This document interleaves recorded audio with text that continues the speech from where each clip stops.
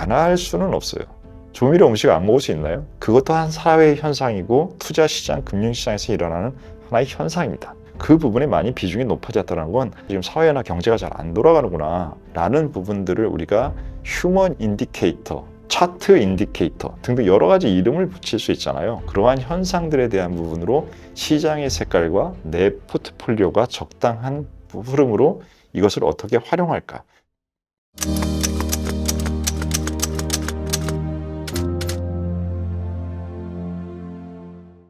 안녕하십니까. 오종태의 투자병법 오종태입니다. 가끔 우리가 좋은 음식만 먹는 게 아니라 조미료 많이 들어간 음식이 좀 땡기시죠. 그게 사람 습관이기도 하고 사실은 약간의 즐거움이라는 부분에서도 그러한 음식들을 우리가 찾는데 그게 몸에 건강하진 않잖아요. 알면서 그러는 거잖아요. 그 알면서 먹는 그러한 부분들의 그러한 자극, 반짝반짝함 이런 부분들이 주식시장에서는 우리가 흔히 테마주라고 말하는데 그러한 부분들을 어떻게 바라보고 혹은 어떻게 대응하고 혹은 아주 뛰어난 분들 같은 경우에는 그것도 활용하고 할 수 있는 부분들에 대한 그런 이슈를 한번 다뤄보도록 하겠습니다. 요즘 시장이 어렵다 보니까 네. 그런 수익이 많이 나고 있는 주식들을 보면 네. 대체적으로 다 이제 테마주던가 아니면 그쵸. 좀 위험하다 네. 이런 인식들이 좀 생기는 것 같아요. 네. 그래서 이런 테마주들이 정확하게 어떤 것들을 테마주라고 얘기하는지부터 네. 해서 네. 좀 여쭤보고 싶어서 오늘 준비했습니다. 일단 테마주를 정의라고 한다라고 하면 제가 설명드릴 때 늘 펀더멘탈과 유동성과 센티멘트라는 세 가지를 구분해서 보셔야 된다라고 말씀드리잖아요. 근데 이 세 가지 중에서 펀더멘탈의 비중은 거의 제로거나 혹은 마이너스, 뭐 적자가 나는 회사거나 이제는 자산을 까먹는 회사 이런 경우에 마이너스라고 할 수 있겠죠. 이게 마이너스인데 이 유동성과 센티멘트 두 가지를 활용해서 이 주가를 올려버리는 그러한 것들을 테마주라고 할 수 있겠죠. 정의 내리면. 그런 좀 테마주들이 네. 뭐 이전에는 여러 가지 뭐 기업들도 몇몇 눈에 띄는 이제 기업들도 있었고 최근에는 또 저희가 정치적인 이슈로 인해서 또 정치 테마주 이런 것들도 있다고 하고 네. 국내뿐만이 아니라 분명 해외에도 이런 테마주들을 가지고 이제 매매 그렇습니다. 시각에서 이제 하고 계시는 분들이 있는데 네. 개인 투자자들은 이런 걸 어떻게 투자를 해야 될까요?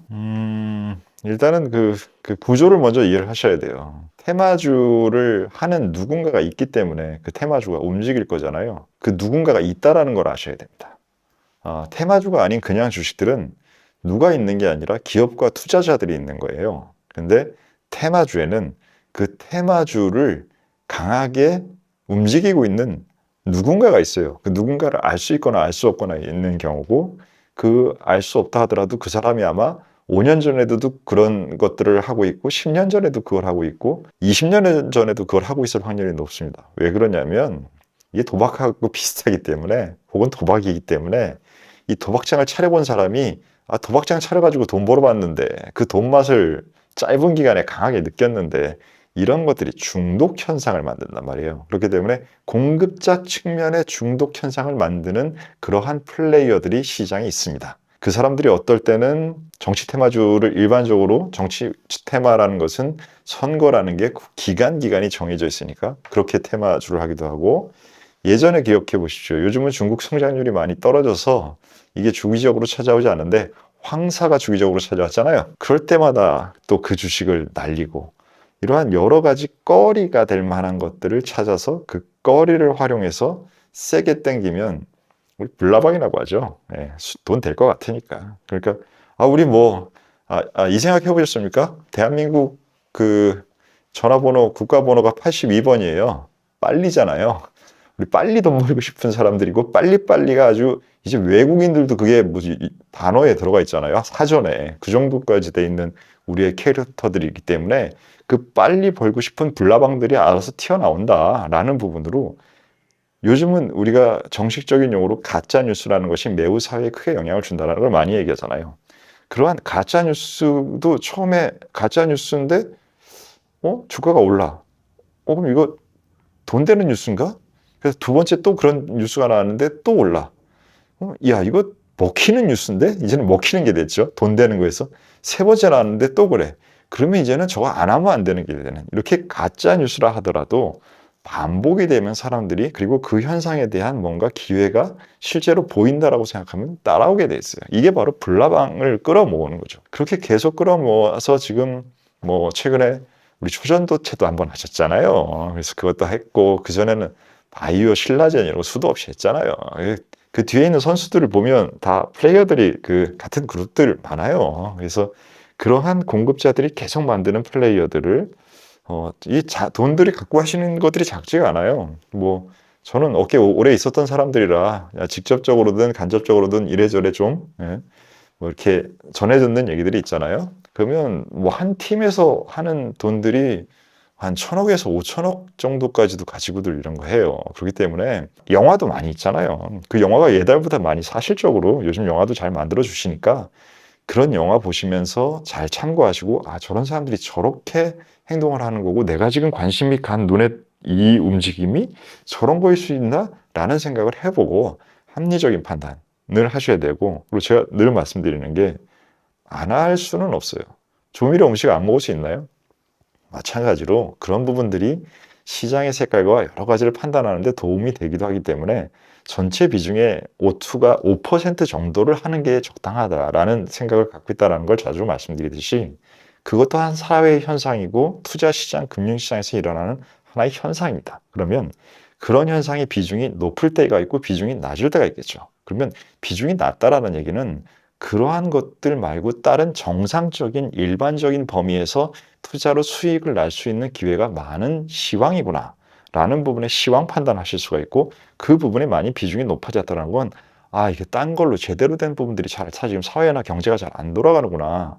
그렇기 때문에 지금 할 수 있는 게 없는 상태에서 저렇게 자극적인 움직임이 사람들을 끌어당기는구나. 아 그러면 지금 전체의 시장 상황은 위험도가 좀 높을 수 있겠는데 라는 부분들을 우리가 휴먼 인디케이터 차트 인디케이터 등등 여러 가지 이름을 붙일 수 있잖아요. 그러한 현상들에 대한 부분으로 시장의 색깔과 내 포트폴리오가 적당한 흐름으로 이것을 어떻게 활용할까 이런 것에 대한 도움을 95% 하시고 한 5%만 하세요. 그냥 약간만. 그러면 이제 해외에 있는 테마주들 네. 게임스탁이나 이런 것들과 비교했을 때 네. 국내 시장이랑 또 뭐 미국 시장이랑 할까? 이렇게 좀 다르게 관점을 가져갈 수 있나요? 그 부분은 있는 것 같아요. 왜 그러냐면 미국 시장 같은 경우에는 지금 전체 거래량의 옵션 비중이 차지하는 비중이 매우 높습니다. 그렇기 때문에 레버리지를 활용하는 훨씬 수단이 국내 시장보다 잘 돼 있어요.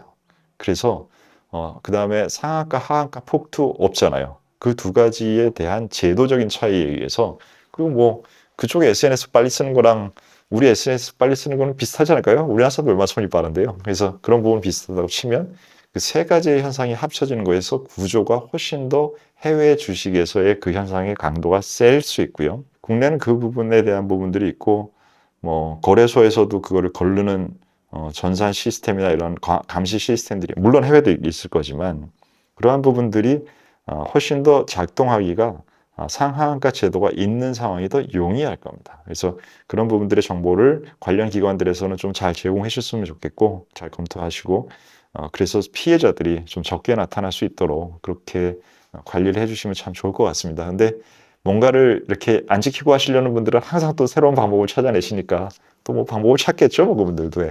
그러니까 서로 간에 그러려고 하는 사람들은 열심히 그 방법을 찾으려고 할 것이고 또 그걸 못하게 하려는 사람들은 계속 열심히 못하게 하는 방법을 찾을 거고 이 끝없는 게임이잖아요. 인류가 생긴 이후에 지금까지 계속되는 게임입니다. 그렇기 때문에 여러분들을 지켜줄 수 있는 것은 여러분 자신밖에 없어요. 가끔 오토 같은 사람이 나타나서 지켜주기도 하는데 제 얘기 다 들을 거 아니시잖아요. 제가 5%만 하라고 여러분들 5%할 겁니까? 말 안 들을 거잖아요. 그 부분을 잘 조절하시기 바랍니다. 일단 구조 차이가 하나 더 발생한 거는 있습니다. 뭐냐 하면 기존에는 기관 투자자의 힘이 매우 강했어요. 세상에 전체적으로. 근데 지금은 코로나 사태 이후로 기관 투자자가 아닌 개인 투자자의 힘이 세진 것은 이 정보통신 기술을 바탕으로 한 구조적인 현상입니다. 잠깐 유행했다가 잠깐 꺼지는 게 아니라 지금 여러분들 블로그 한번 가서 보세요. 블로그의 종목에 대해서 리서치하는 회사보다 훨씬 더 정밀하고 디테일하게 리서치해서 올려주시는 블로그의 내용들이 매우 많습니다. 오투도 저는 탑다운 비중이 높은 사람이잖아요. 저는 바텀업 비중을 그런 블로그에서 엄청 많이 도움받아요. 그렇듯이 이제는 개인 투자자가 할 수 있는 역량 자체가 커졌기 때문에 그러한 역량의 힘을 바탕으로 그러한 테마주를 두 개의 개념을 엮어서 플레이하는 사람들이 있어요. 그렇기 때문에 그러한 현상들은 더 세지는 거죠. 이건 구조입니다. 그래서 이런 구조에 대해서 동의를 한다면 저도 그거를 비중을 5에서 7.5%로 올려야 되나? 이런 생각을 할 수 있는 거예요. 구조에 대한 부분이니까. 하지만 그게 30%, 50%는 아닌 거죠.